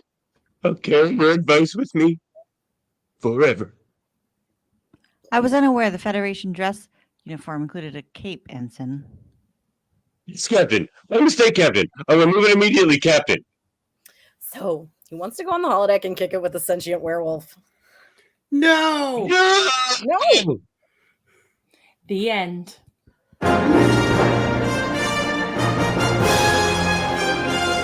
We did it, everybody. Wow. Well, where are we at? An hour and a half? Okay, it took us an hour and a half to get through that. Not bad. Not bad. Thanks for being with us. That was surely an interesting Dracula voice. Yes. Well, I did what I could with it. It's good. Good job, Dave. I thought it was perfect. Good job. Perfect. Okay. It That wasn't was fantastic. Don't play that down. You were awesome, buddy. Oh, thanks. Thank you. We get some people in the live comments here as well. Okay, I'm Dave. I was playing Dracula and Lieutenant Shax. Jane Mater playing Captain Carol Freeman. We had let's bring in Jessica Chan, who had many roles in this, including Mariner and Tendi and Dr. Tiana, and had to talk to herself quite a bit. So great job there. Of course, people need to pay you thousands of dollars to do this. You are a freaking superstar. We're not us. We're not going to pay you thousands of dollars. Holy crap! No, we're not. We're not. We Two won't. for But one. others should. Coupon for Subway. That's what you get. We had Ashley Millard as our narrator. As well as Kevin Millard playing Rutherford, and I think you maybe are Yuntoa at 1.2 there. Spot on. Inspired casting, I'd say. Really loved it. I really your Rutherford is great, especially. Very good. I enjoy that a lot. Yep. I love the Rutherford. Let's bring in we had, of course, the producer for this show. We had Davin Skellhorn, who helped transcribe this entire script from a comic book into what we have here, or 3 comic books, really. We have 3 comic books. Yeah. Also, check out more comic books by Ryan North, the writer of this story. He wrote Squirrel Girl, Romeo and Juliet, Choose Your Own Adventure, all kinds of things. Ooh. Check out Ryan North. Canadian writer too. Oh, he's from great. Ontario. Yeah. And of course, you had Tiffany with you as well, who was playing several roles, including Sovereign Delana and the computer and some other. Computer is Yeah, so she weird. nailed Sovereign Delana, but she's very pregnant and probably sleeping already. Yes, It's only well, been like we 30 appreciate seconds her or so. getting through this late night record. We had Adam Woodward with us as playing many roles, including the Kuvanti Judge, and you were the Admiral Chapman, and a few other roles as well. I know we shuffled some things at the end, so I'm trying to remember who kind of with Jamil having to drop. But what's up? You're muted. You can't hear you, Adam. Now we can hear you, probably. Yeah, now we can hear you. Adam did an awesome job, no matter what. Thanks. Thank you, Adam. You guys' droopy and towing nonsense was hilarious. I had to like. I don't want you to pour try your hard heart to not out laugh and loud just every time. not be able to hear it. Yeah. Yeah. We also had, of course, Tom Tyrell coming to us from Philadelphia, PA, who was many roles. Kayshawn, and you were the Sataran captain at the beginning. And, you were Yotoans and Kuvantis and all kinds of people. Yeah. You were. He plays every alien known to man. Yeah, he was the alien man. We had Jody Simpson as Commander Jack Ransom, the first officer of the Cerritos. Great job, Jody. Working on my pecs. I especially loved when Meritor's like, "Do you trust me?" And you're like, "Absolutely not." Absolutely not. That was the most Jody line ever. That wasn't even Ransom. That was just Jody. That was just Jody. I was out of character for a second. Sorry.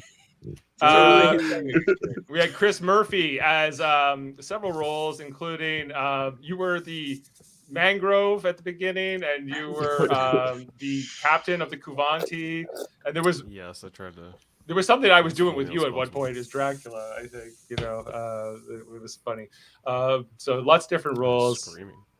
You're screaming when you were like, "Ah!" That really brought it. And last, coming in for the first time for a Star Trek Radio Theater, the progeny, Eamon Mater, who came in, Steven Stevens, and the bearded Yentoan, and a few other different roles. And you were supposed to be that other Yentoan, but I forgot to tell you before we started the show, Eamon.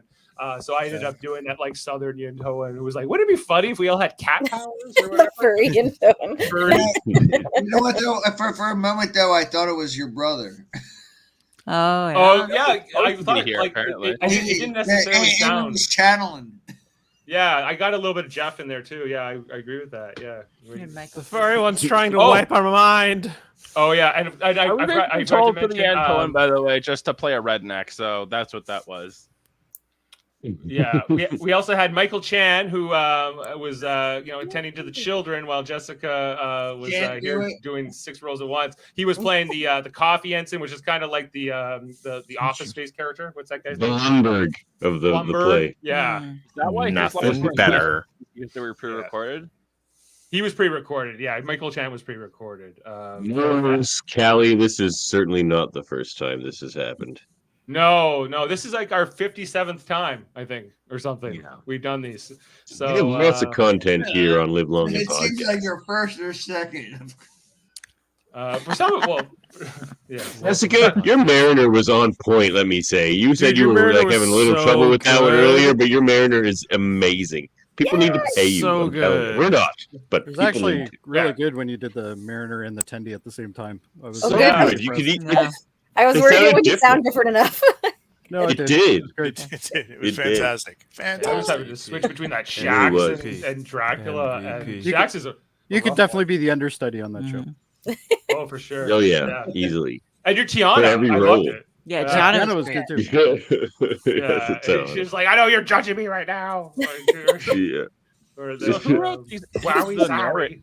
Who writes the narrator lines? Or are those from the comic? Most of those are written by Ryan North, some of them by me. Yeah. Normally, Ashley writes her own narrations, but this time we were because the comic book had so many like these little explanations. Sometimes like the inner monologues of characters. So Ashley was kind of also playing at times Several Mariner characters, or yeah. Ransom or I like Dracula that. in a sense. Yeah. I think Ashley had the most I amount of don't- lines out of anybody. Oh yeah. Oh, I yeah. don't know if anybody was able to do this. Good job, but if you Ashley. Go back and listen to this. You can set up the comic book and scroll through the page by page as we're reading lines. It's really fun. I was Yeah. doing that the whole Yeah. time. It's like I don't got a lot of lines. I might as well watch these guys That's a kind good of idea. do their thing. Absolutely.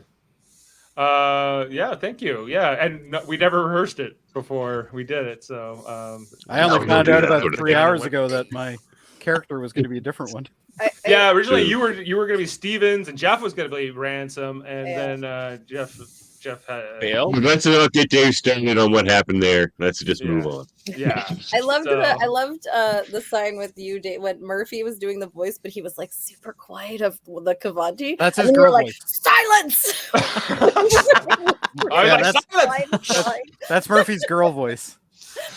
Yeah. Murphy's like the most like mousy captain in the history of like any starship. Yeah. I couldn't like Ship trying hear to attack myself. me. It's efficient. Aliens on Valium. I think I might have been a little away from the mic when I was doing that. Yeah, maybe. I'll get It to worked very well. It was very fun. Silence! Yeah, like I really love this story. Thank you, Davin, for finding it and for bringing man. it to us. Right It's- more Ryan North. I would love to Right see more this as than- an episode, and just to have a Dracula in a Star Trek story. I think is something I never knew I wanted until now. So No, I tell you, were in a lead role. I assume that Moriarty thing is an actual episode. yeah, Oh, yeah. Yeah. Amen. You're missing out. Yes. In Yes. season And 2, soon yeah. in Picard. He lives Picard on again. the Moriarty's coming back. Elementary He's Dear back, Data. I say. Is that the episode name? Yeah. Yeah. I And also,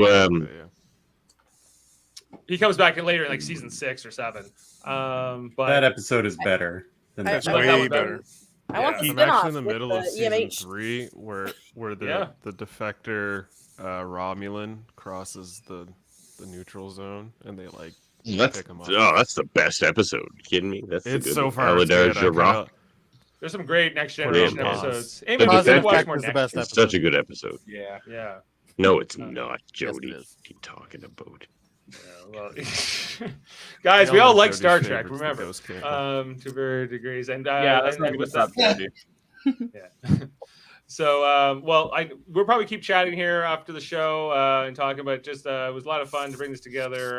It's been a while since we did one, and this was an original thing to do because we didn't. We're all kind of like I think Davin and I were the most up to date with the story. Jane read it a couple days ago in the comic books, but I think for some of us, we're probably experiencing it for the first time. I We have hope the you comic enjoyed it. books now, but I've never read them. That's it's very I have. Oh, you never will. Oh, I will. Oh, they're good. I had What my are you issues saying, too.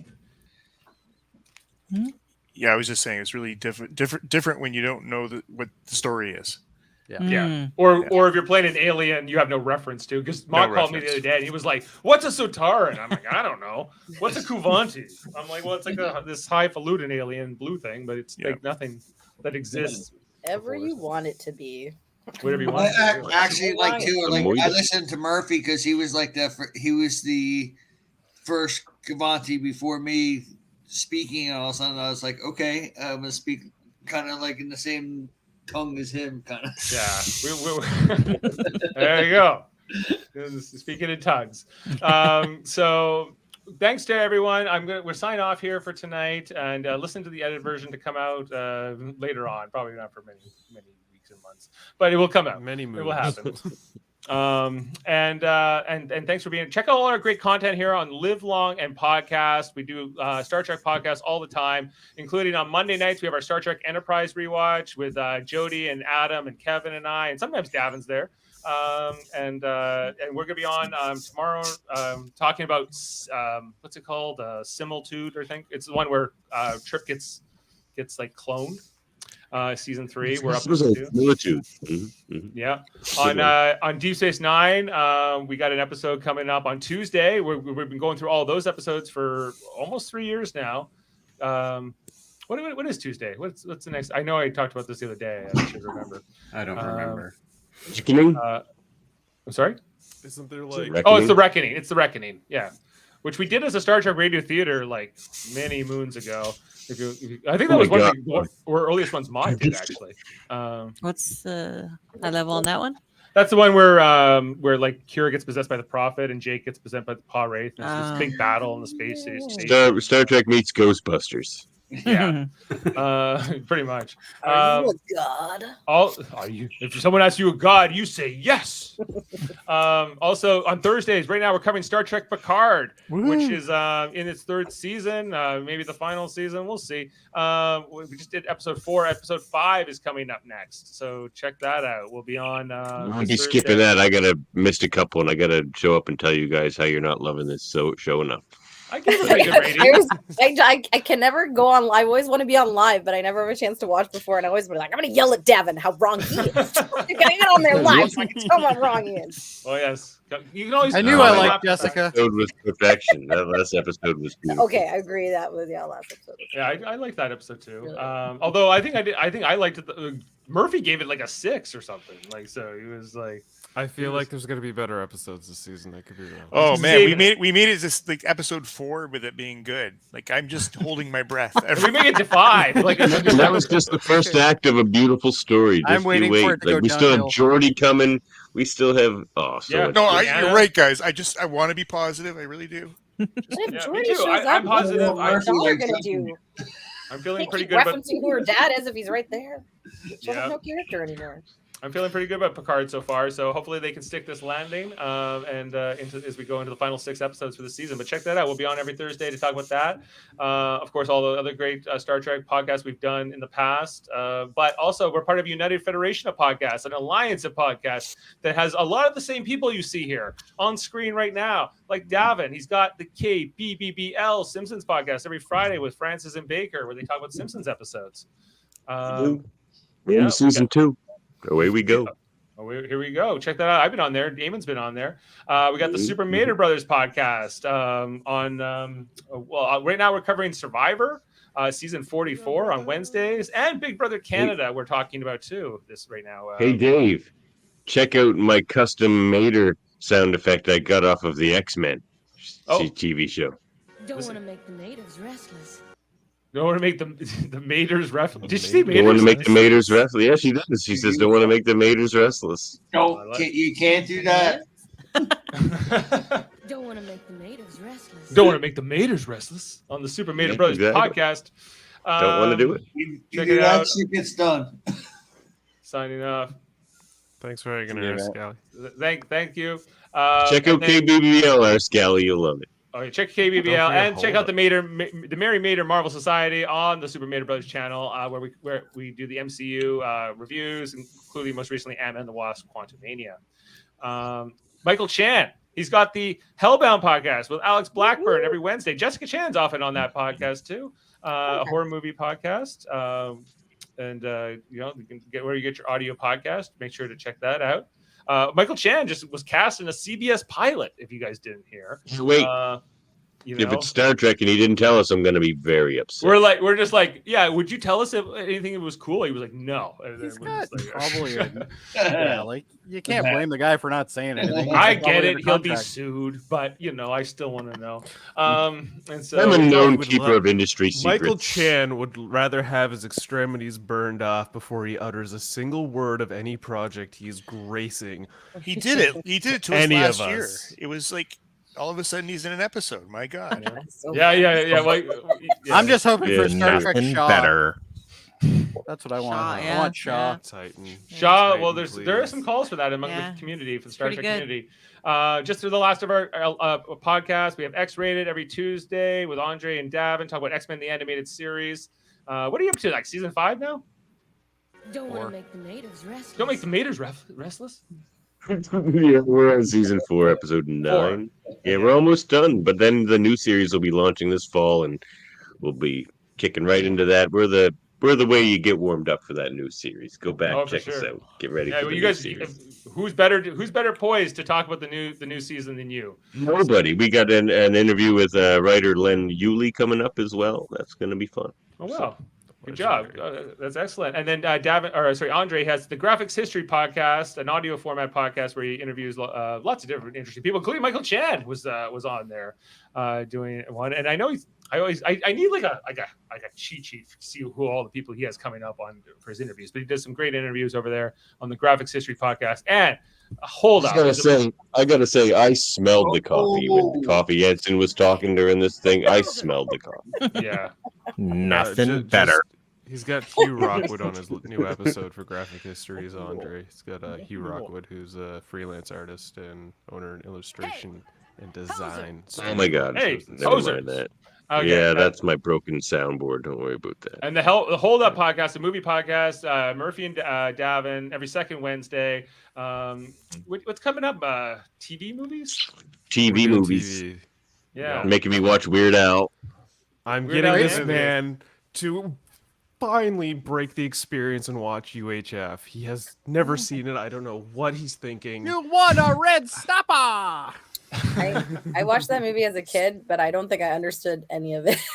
I was Then very I think, confused. Jessica, you need to rewatch it. There's this time. probably Join A us. lot of hidden metaphor in it. Like a And, lot. We're also doing lastly- Stay Tuned and Goodbye and Good Night. Oh, yes. So go back and check out me, Murphy, and Dave here talking about the American president. That's recently been put up in a. It was a single very clip, and civil conversation. That's a It was- peak hold up. Yes, it's a peak hold up. Dave calls us dicks and tells us tells me to get therapy. It's great. You don't want to miss it. Sounds accurate. That sounds like me. The Trivial Debates podcast, most recently hosted by Eamon Mater, featuring Davin and Jessica and Jody. That was our love theme back on February 26th. Listen to that, and we have what Murphy will be hosting the next one, April 2nd. It's going to be wrestling themed, WrestleMania themed, if you will. And I know Jamil's in it. I think Andre's in it. We're still trying to kind of figure out the final. We should get Michael on it. Although If he'll do it, he's hard. You might He's have hard. some you might have some fireworks there. He's hard. He's hard. He's hard to get to agree to do a debate show. So he's Yeah, if he's but free I would- on WrestleMania night and he's not doing anything about 2 hours before the pay-per-view, then maybe. Let's get him in here. All right. Yeah. Give Huge him the wrestling ribs. fan, so. Nothing better. Yeah. Nothing better. Maybe a permanent soundboard. There's one Okay. last. Oh, and then Eamon, you have your new podcast coming out. I'm going to be starting a new When's it coming podcast. out? Oh On man, track. can't wait. Called on track with Eamon, reviewing albums. We're getting to start up, so we should be starting that soon. Yeah, we're working on some concept art, and then we'll bringing you into the United Federation of Podcasts. So all that's great. Thanks for doing this with us tonight, Eamon, and the whole cast. I know it's a late one. It's a midnight where Davin is. So we'll sign off for tonight. And What does it mean? What is midnight? Ooh, What is it'll be time? It'll be a 1 hour ahead. What is? Oh yeah, and it's like daylight savings, right? So it's actually we Oh my actually God. it's 1 in the morning. What time is it really then?